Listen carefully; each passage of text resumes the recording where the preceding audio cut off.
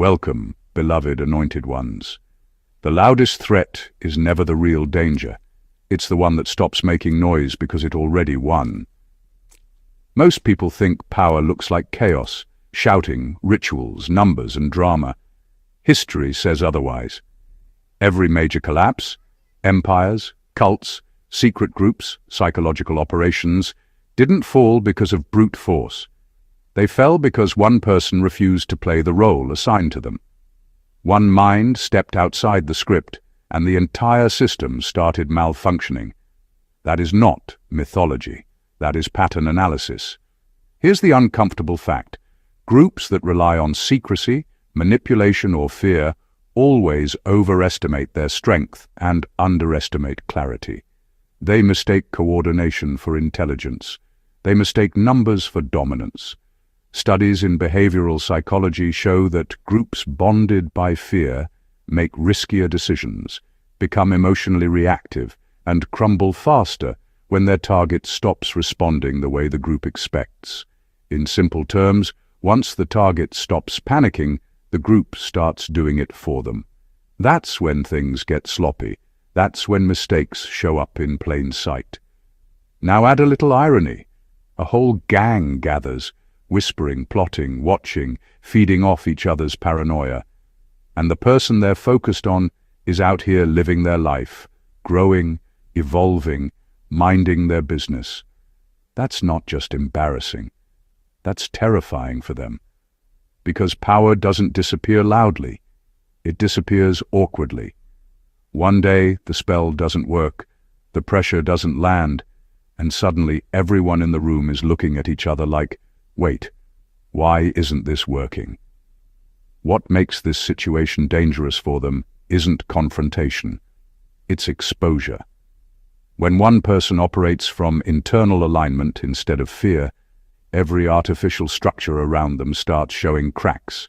The masks slip, the coordination weakens, the confidence evaporates. And the funniest part? They don't even realize when the shift happens.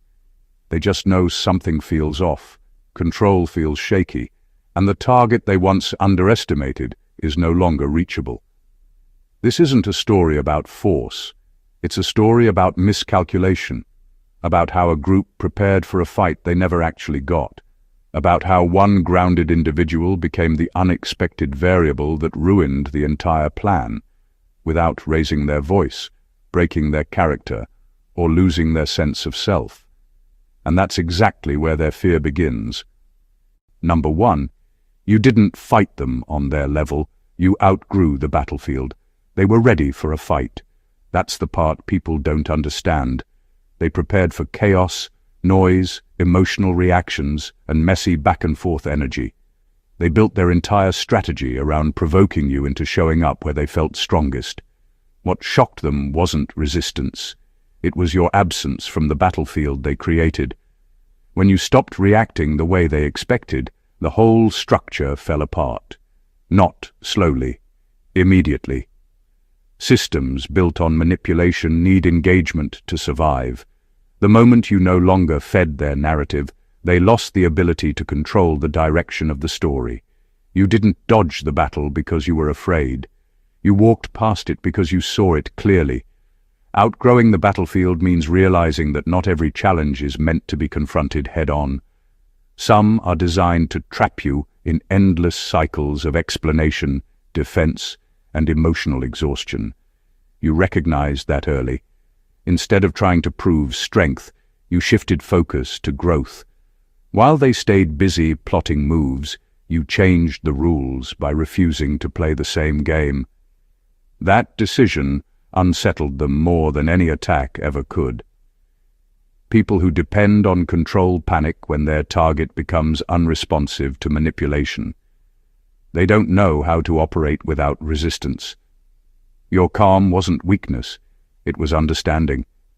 You understood that true power doesn't rush toward conflict, it moves beyond it. What made this even more unsettling is that you didn't announce your exit. You didn't argue. You didn't explain. You simply evolved. One day, they looked up and realized the battlefield was empty. No opponent. No reactions. no emotional leverage, just silence where dominance was supposed to be. That's when fear crept in, not because you fought harder, but because you no longer needed to fight at all. You didn't win by overpowering them, you won by becoming unreachable, and once someone outgrows the environment designed to contain them, there is nothing a group can do to pull them back. That's not escape. That's mastery. Number 2, they needed numbers, because none of them had identity. What makes a gang of manipulators or witches feel powerful isn't their skill. It's the illusion of strength that comes from numbers. Alone, each of them is fragile, insecure, and easily cracked. But together, they borrow confidence from one another, creating a fake ecosystem of control. That borrowed power is always unstable, because it isn't rooted in self. The moment you confront a system like that with someone who has real identity, it collapses quietly but completely. They spend so much energy coordinating, plotting, whispering, and rehearsing moves because they can't stand alone. Every glance, every ritual, every group meeting is a patch over an emptiness they fear facing by themselves. They rely on crowd momentum to cover their weaknesses, and the minute that momentum disappears, they realize they never had a backbone. You, on the other hand, didn't need a crowd to define who you are. That's why you were untouchable. You didn't borrow confidence. You generated it. You didn't perform identity. You embodied it. Because you weren't tied to their energy, every attempt to manipulate you became useless. They could scream in unison, coordinate attacks, and try to overwhelm you with sheer presence, but nothing landed. You didn't bend. You didn't break. You didn't respond the way they expected. Their numbers, which were supposed to intimidate, ended up highlighting how hollow each individual really was. What terrified them the most is the subtle realization that identity isn't transferable. You can't borrow it from someone else. You can't conjure it in a crowd. It either exists or it doesn't. And their lack of it made them predictable, weak, and ultimately scared. They are forced to confront the truth every time a singular force like you moves through their world untouched, self-contained, and whole. They can gather 100 voices, but one rooted soul can erase their collective threat without ever raising a hand. That's the ultimate leverage, the invisible dominance that no number can overcome. Number 3, you became unpredictable by becoming honest with yourself. What broke them wasn't a fight, it wasn't strategy, it wasn't even the calm or the restraint. It was the fact that you became impossible to predict because you became honest with yourself. Before that, they could study you, manipulate your emotions, anticipate your reactions. They thrived on patterns and predictable energy. But the moment you stopped lying to yourself, everything changed. You stopped performing for approval, stopped reacting to triggers, and stopped giving them the emotional breadcrumbs they depended on. That unpredictability isn't chaos, it's clarity. It's alignment with truth that cannot be manipulated.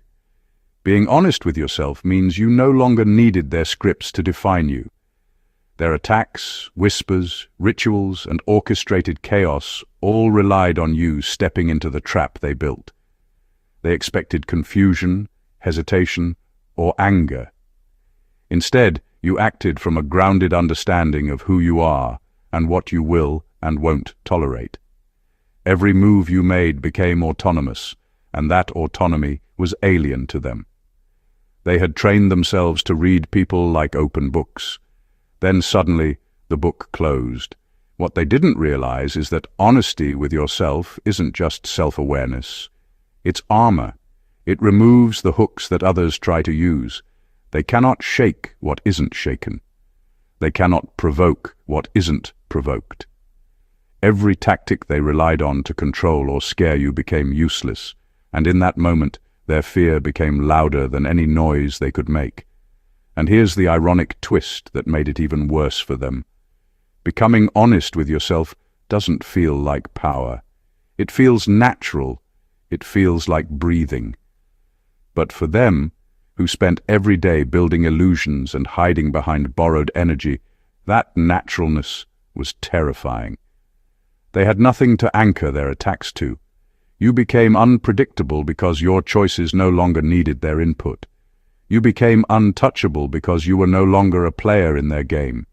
You didn't just break the pattern, you erased it, leaving them scrambling in the wake of someone who finally sees clearly, acts clearly, and no longer fits into any expectation.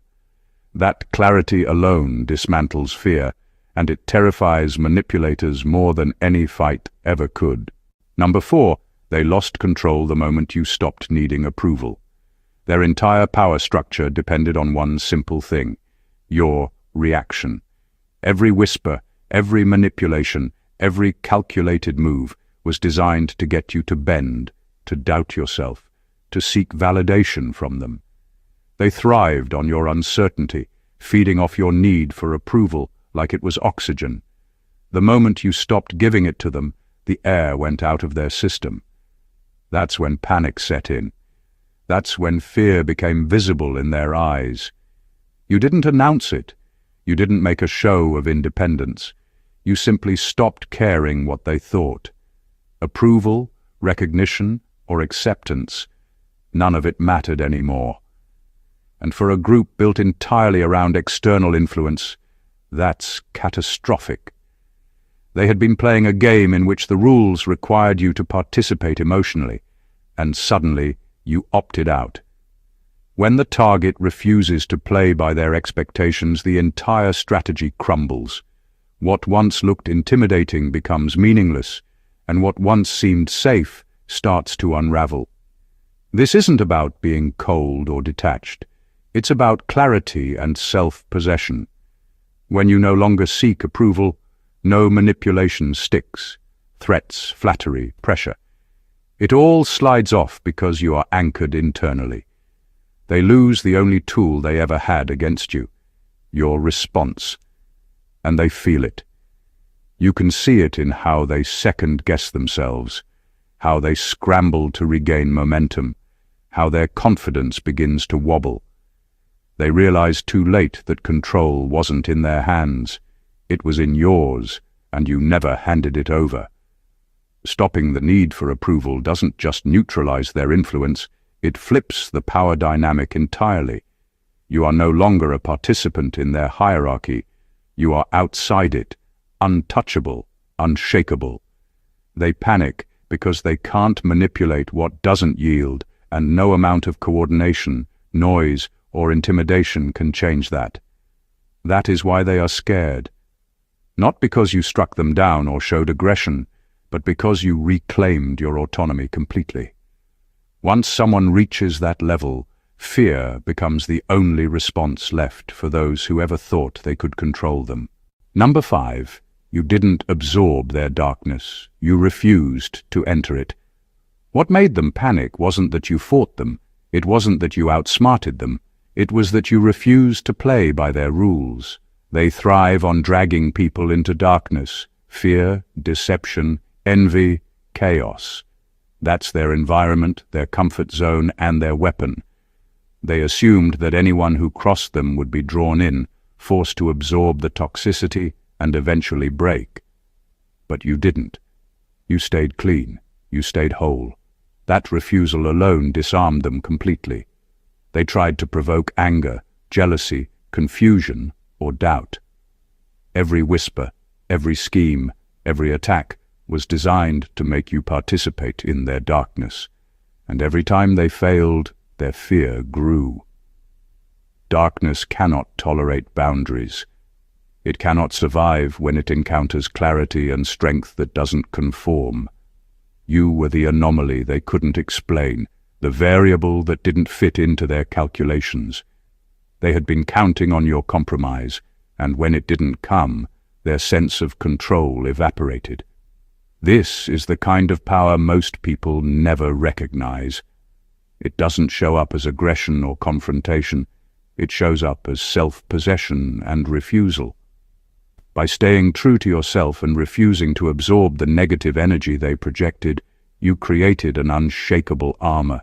You became untouchable not because you fought, but because you didn't have to. Their darkness, which had terrified countless others, bounced off you like it hit a wall. And that's what scared them more than anything else. They realized that all their tactics relied on others lowering themselves to survive in their toxic game. You didn't lower yourself. You didn't compromise. You didn't even bend toward fear. And in that moment, the gang, the witches, the manipulators, they saw themselves clearly for the first time. Their power depended on the participation of others, and without it, they were powerless. You didn't just withstand their attacks. You exposed the emptiness of their system and walked through unshaken, leaving them scrambling to understand why nothing worked. That's the real terror. A presence so clean, so anchored, so untouchable, that their entire world no longer applies. Number 6. They were united by fear. You were anchored by truth. Their strength looked impressive from a distance. A group of people moving in sync, whispering plans, reinforcing each other's insecurities. But their unity was a house built on sand. The foundation was fear. Fear of exposure, fear of weakness, fear of losing control. They needed each other to feel safe, to convince themselves that their power was real. The moment one faltered, the entire structure wobbled. Their cohesion wasn't born from purpose, vision, or principle. It was borrowed energy, and borrowed energy always collapses when it's tested against someone grounded. You were different because your anchor wasn't borrowed. You weren't connected to anyone else's panic, deception, or manipulation. You weren't feeding off their rhythm, your decisions, your strength, your reactions. They all came from truth. Truth doesn't wobble. Truth doesn't panic. Truth doesn't need validation. And that difference is a kind of power most manipulators can't comprehend. When a group is fueled by fear, even a single unshakable presence becomes a threat. You didn't need to attack them. You didn't need to shout. You simply existed in alignment with yourself, and that was enough to dismantle their influence. Every coordinated move they made against you backfired, because fear can only project power onto those who feel it. When someone refuses to internalize the anxiety and manipulation, it becomes a mirror, reflecting their weakness instead. They scramble to maintain control, but control is meaningless when the target doesn't play the game. What scared them wasn't confrontation. It was clarity. It was someone who refused to be shaken by what they thought was intimidating. Being anchored by truth doesn't feel like a weapon. It feels like normal life. But for people who have built entire systems on illusion, it's terrifying. Every whisper they sent your way, every attempt to unsettle you, every plan meant to trap you, it failed. And their fear grew not because they were exposed, but because they realized that the very thing they had counted on to dominate, to manipulate, and to scare simply didn't exist in you. That absence is far more destabilizing than anything they could do. You didn't fight them. You didn't bend. You didn't break. You were anchored by truth, and that made all the difference. Number 7, your consistency exposed their chaos. They thrive on unpredictability, shifting motives, and confusion. That's their entire playbook: manipulate, provoke, and create doubt. Every story they spun, every reaction they tried to provoke, every plan they executed relied on the assumption that you would bend, stumble, or at least react emotionally. They count on chaos to give them leverage. And then you showed up consistent. Not loud, not aggressive, not flashy, just steady, unwavering, and predictable in the sense that your integrity never wavered. That consistency didn't make you easy to manipulate. It made them look ridiculous. Consistency is a quiet kind of power they never prepare for. While they were scrambling to control the narrative, switching stories and motives like changing masks at a masquerade, You didn't flinch. Your responses didn't give them ammunition. Your energy didn't feed their fear. And every time they tried to corner you, every attempt to destabilize or confuse, it failed. Their chaos became obvious, glaring, and inescapable. To anyone watching, it would look like a train wreck happening in real time, except the wreck was self-inflicted. They were unraveling in front of their own eyes because your steadiness highlighted the emptiness of their actions. This is what truly terrified them. Not confrontation, not strategy, not even retaliation.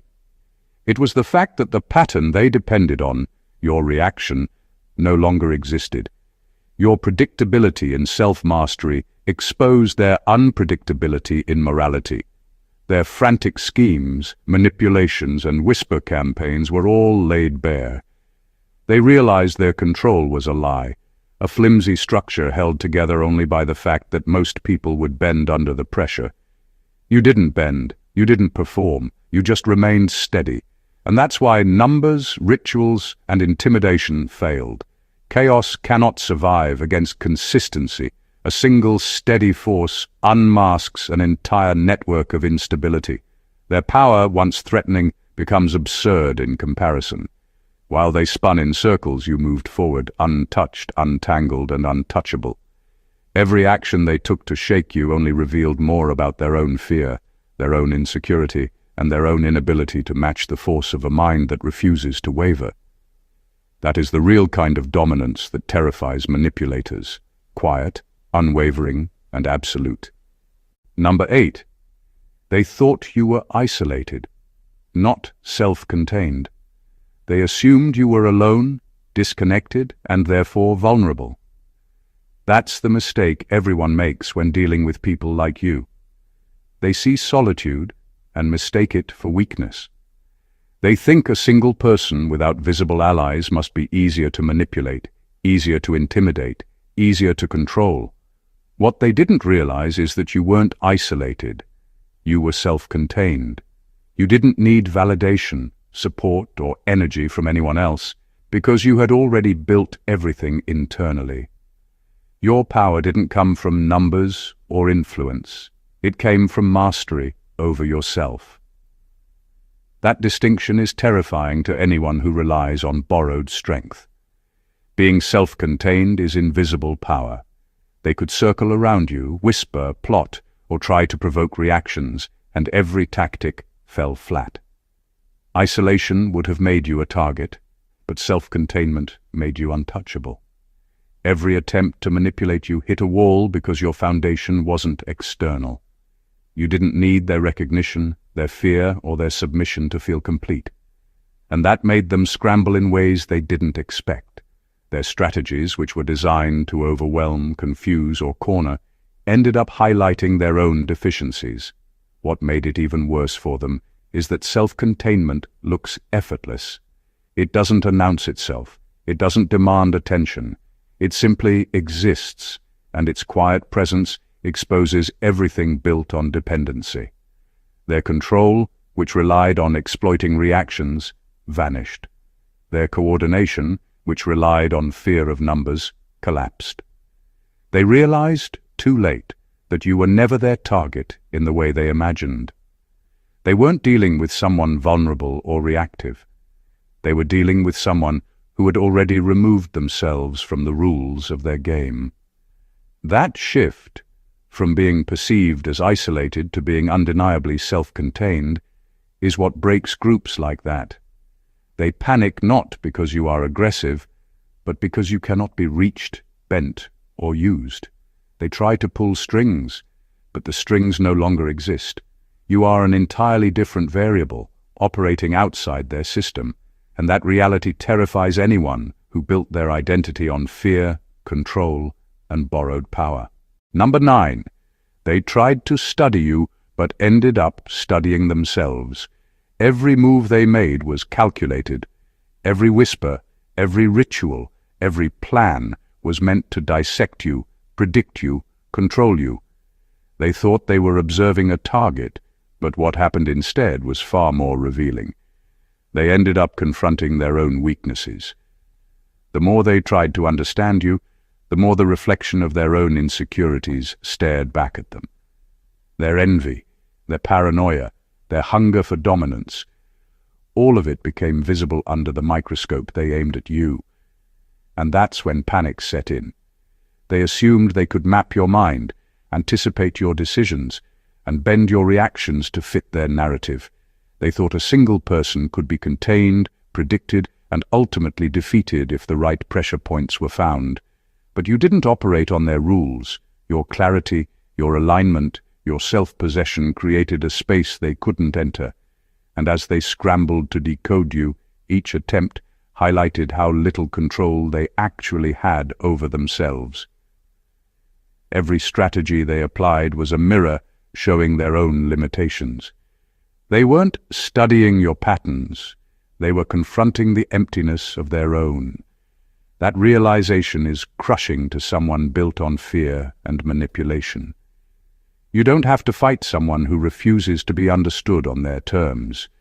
You don't have to argue or prove anything. The more they tried to force a response from you, the more their own flaws were amplified. Their unity, their coordination, their supposed superiority, all of it began to unravel because they were trying to dominate someone who existed outside their system entirely. By the end, they weren't just scared of you. They were unsettled by what they saw in themselves, exposed and amplified by the reflection you inadvertently created. They realized that the only thing they had ever controlled was their own perception of power, and that perception had just been shattered. You didn't need to attack them or reveal your own strength. Your mere presence forced them to confront the chaos inside themselves. That is a power they cannot calculate, and that is why their fear became louder than anything they could have thrown at you. Number 10, they confused calm with submission, a fatal error. They made the classic mistake of reading your calm as weakness. To them, a lack of aggression meant an opportunity, a chance to push harder, to dominate, to force you into a reaction. But what they didn't understand is that calm is not a lack of force. Calm is controlled power. Calm is clarity in motion, a grounded presence that refuses to be moved by chaos or threat. And when manipulators mistake that for submission, it becomes a fatal error. They thrived on emotional responses. Every whisper, every attack, every attempt at intimidation was designed to provoke you, to get you to act in ways that could be used against you. They counted on your tension, your anger, your confusion, because those reactions gave them leverage. But you refused to play their game. Your calm was a statement of mastery. You weren't off balance, you weren't cornered, you weren't performing. You were observing, calculating, and moving in a way that kept you untouchable while leaving them scrambling. What terrifies manipulators the most is someone they cannot predict. Calm doesn't just neutralize attacks, it exposes them. Every scheme, every plot, every attempt to control becomes transparent when it collides with someone who refuses to react. Their chaos, which they rely on to dominate, suddenly looks foolish. Their coordination becomes frantic. Their intimidation, ineffective. And they realize too late that the quiet one isn't weak. They are operating from a higher level of awareness, a place they cannot reach. This is why their fear escalates. Calm doesn't just protect you, it destabilizes them. The more they try to provoke, the more they reveal their flaws. Their confidence, built on the assumption that everyone will respond emotionally, collapses. And the irony is that you didn't even have to act. You didn't have to prove strength or attack. You simply remained steady, anchored, and unshakable. That quiet mastery is more threatening than aggression because it leaves them exposed, helpless, and increasingly frantic. Mistaking calm for submission is the moment they realize the battlefield isn't theirs to command. It never was. Number 11. You didn't break their spell. You starved it. Their power relied entirely on feeding off your energy, attention, and reactions. Every whisper, every scheme, every ritual was designed to provoke, to pull you into their orbit, to make you respond emotionally so they could claim control. That was their spell, a carefully constructed system that only worked if you participated. And you didn't. You refused to engage, refused to react, and in doing so you starved it. Without your energy, without your fear, without your validation, their carefully built world started to collapse. This is what makes manipulators panic. They can tolerate confrontation, noise, and even defiance. But what terrifies them is indifference, a refusal to fuel their illusions. You didn't need to fight them. You didn't need to prove strength or strike back. You simply withheld the very thing they required to exist, your emotional response. And without it, all their tactics, all their coordination, all their projected power became meaningless. Starvation works silently, invisibly, but it is far more devastating than attack. Their panic grows as they realize their influence is evaporating. Every plan, every manipulation, every threat, useless. They scramble to regain momentum, but you are untouchable, self-contained, and impervious to their energy. The more they try to provoke, the more obvious it becomes that their power has always depended on you reacting.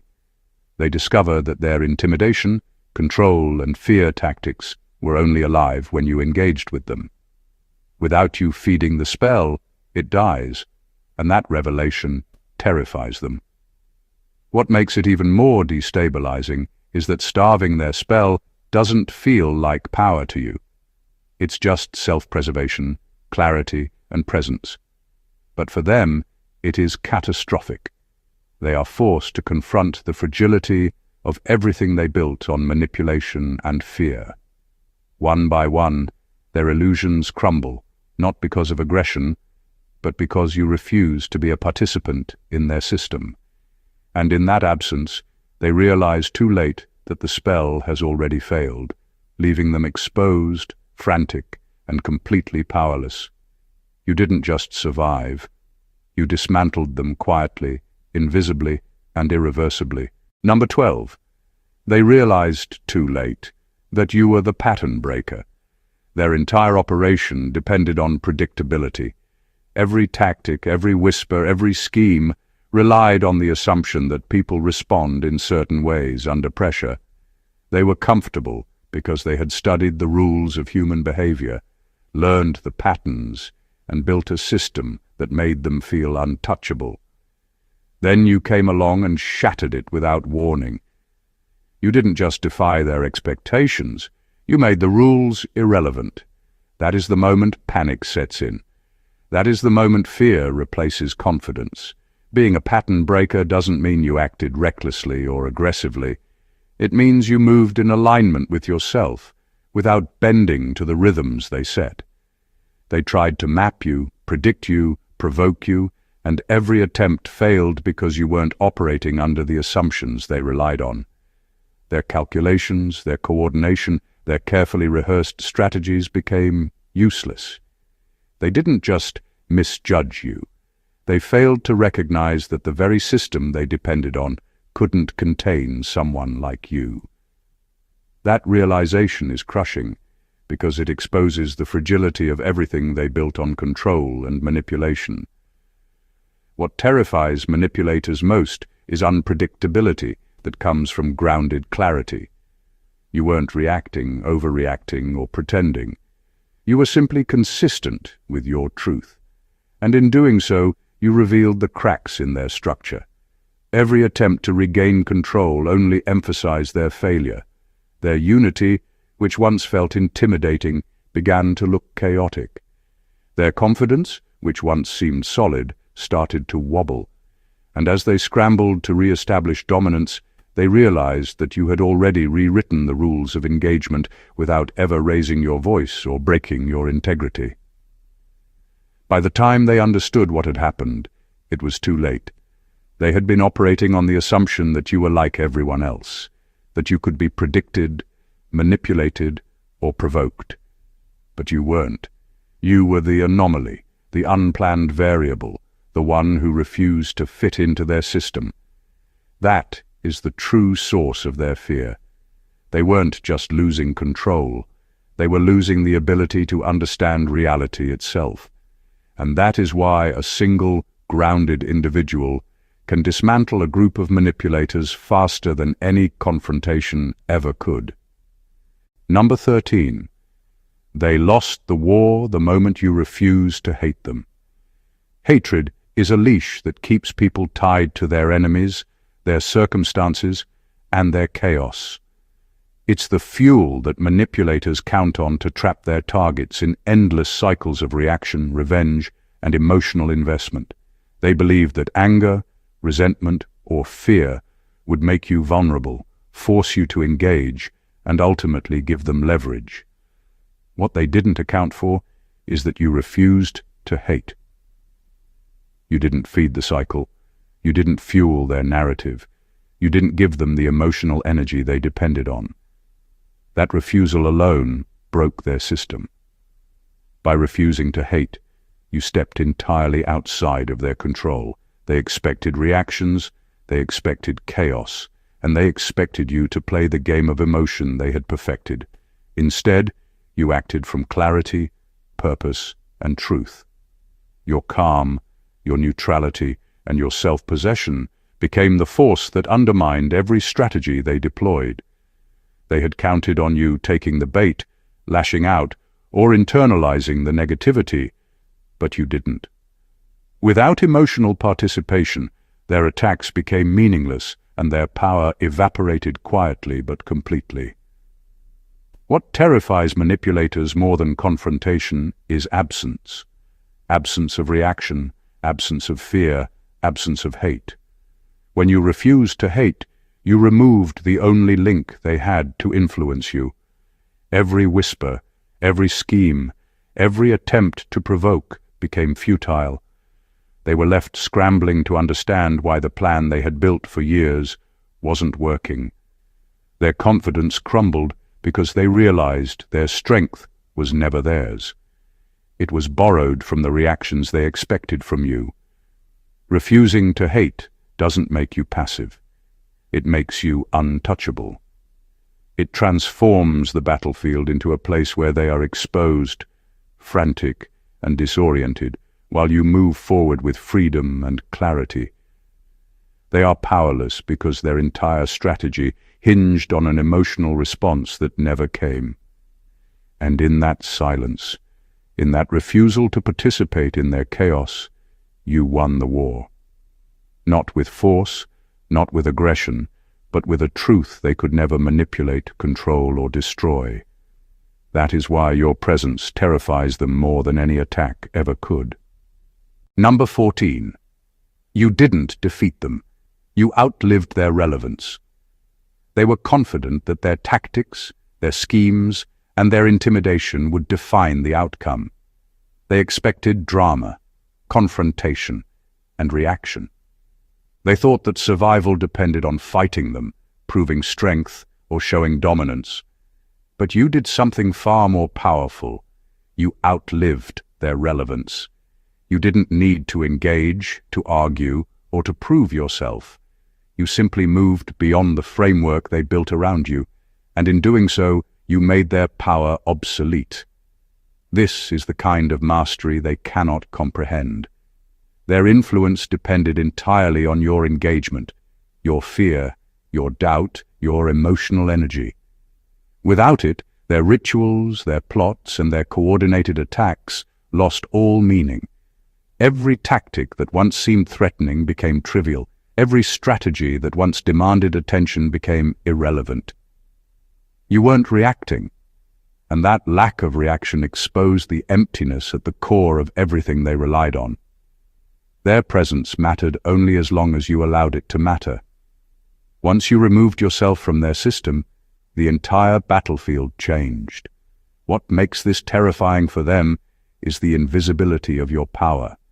You didn't have to announce your victory or flaunt your dominance. You didn't need noise or confrontation to prove that you were untouchable. You simply existed outside of their influence, and that quiet detachment undermined every assumption they ever made. They realized too late that control, fear, and intimidation only work when the target participates. By refusing to participate, you rewrote the rules entirely. Outliving their relevance doesn't require force. It requires alignment with yourself and the refusal to allow external chaos to dictate your energy. They are left scrambling, frantic, and unmoored because the one person they thought they could define has simply moved on. Their threats, their fear, and their coordination cannot reach you. You didn't just survive, you transcended their system. That is the true source of their terror. A presence so whole, so anchored, and so self-contained that their entire operation becomes meaningless. You outlived them, and in that quiet supremacy, you won in a way they will never recover from. Conclusion. At the end of the day, the story isn't about fights won, battles staged, or attention seized. It's about a truth so profound that it cannot be measured in noise, numbers, or force. It's about a presence so grounded that chaos around it becomes irrelevant. Every point we've explored, from refusing to enter their darkness, to starving their spells, to outliving their relevance, reveals the same undeniable truth. Real power doesn't compete. Real power doesn't argue, push, or perform. Real power exists quietly, unshakably, anchored in clarity, self-possession, and alignment with truth.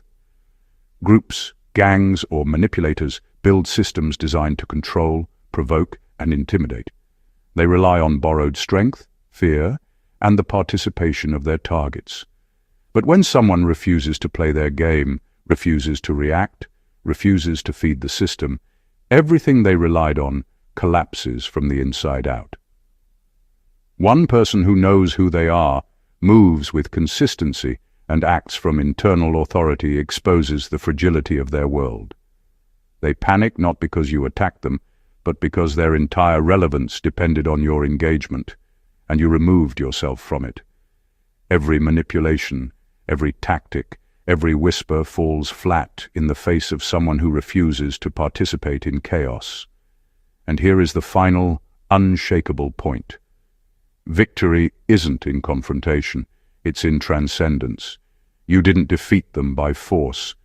You didn't fight on their battlefield. You didn't allow fear, hate, or doubt to dictate your energy. You simply evolved, remained self-contained, and let their influence fade into irrelevance. That is what makes them terrified. That is what makes one person unstoppable against 100 manipulators. And that is why, when the dust settles, you don't just survive, you emerge untouchable, undeniable, and beyond their comprehension. If you felt the weight of this, if this opened your eyes to how power and clarity operate in a world built on manipulation, make sure to subscribe to the channel for more insights that go deeper than anyone else dares.